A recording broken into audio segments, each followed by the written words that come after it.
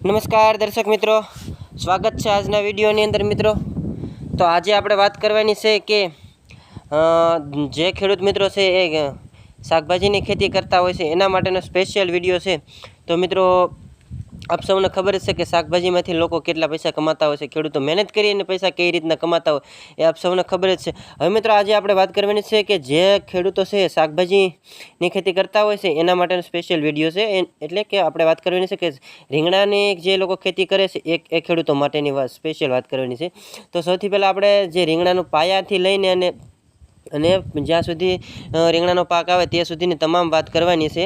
તો આજનો ટોપિક છે કે આજના વિડીયોની અંદર આપણે વાત કરવાની છે કે રીંગણાને ખેતીની અંદર સા છે એ કેટલા ફૂટના રાખવા અને કઈ રીતના સીધા નાખવા એના માટેની આજે આપણે વાત કરવાની છે। તો વિડીયોને પૂરો જોવા વિનંતી। તો મિત્રો હજી આપણે જો વિડીયોમાં આપ જોઈ રહ્યા છો એ ભાઈ છે આપણને બતાવી રહ્યા છે કે રીંગણાના પાકની અંદર ખેતી કરવી હોય તો 6 ફૂટના કે 6.5 ફૂટના સા જોવી એ વિડીયોની અંદર આપ સૌ જે ભાઈ છે બતાવી રહ્યા છે। હવે મિત્રો આપણે વાત કરવાની છે કે રીંગણાની અંદર 6 કે 6.5 ફૂટના સા કેવી રીતના નાખવા। તો મિત્રો આપણે ટ્રેક્ટરથી 6 કે 6.5 ફૂટના સા નાખવી તો રીંગણાની અંદર થોડુંક વધારે અંદર હાલે એવું રહેશે અને આપણે રીંગણા ઉતારતા હોઈએ ત્યારે વચ્ચે થોડી જગ્યા હોવી પણ જરૂરી છે, કેમ કે નકર તો હામાં સા છે એ ભળી જાય છે, એટલા માટે હિતાવ રહેતું નથી।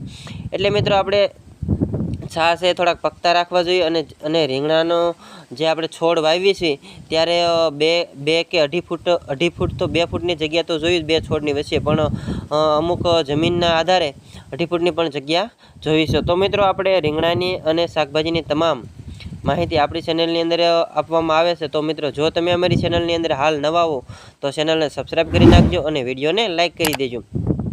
ત્યાર પછી મિત્રો આપણે વાત કરવાની છે કે શું શાકભાજી એટલે કે રીંગણાને ડાયરેક્ટ એકદમ સોંપી દેવી તો હું રીંગણાનો ઉતારો સારો આવે છે? તો ના, એની અંદર આપણે દેશી ખાતરનો પણ ઉપયોગ કરવામાં આવે છે ભરપૂર। દેશી ખાતર જો ભરપૂર ઉપયોગ નહીં કરે તો હાલ રીંગણામાં ઉતારો આવતો નથી। એ આપ સર્વને જણાવવાનું છે કે જો તમે રીંગણાની ખેતી કરતા હો તો આપને જણાવવાનું કે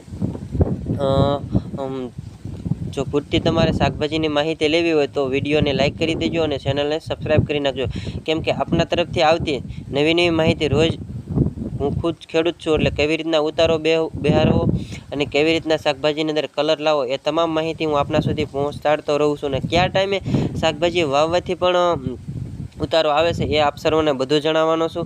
તો મિત્રો હાલ તો અત્યારે સા કઈ રીતના સીધા નાખવા એના માટેનો વિડીયો છે અને કેટલા ફૂટના નાખવા એ 6 ફૂટનો નાખવાના છે એ આપ સર્વને બતાવી દીધું છે। હાલ રજા લઈએ ત્યાં સુધી આપ સર્વ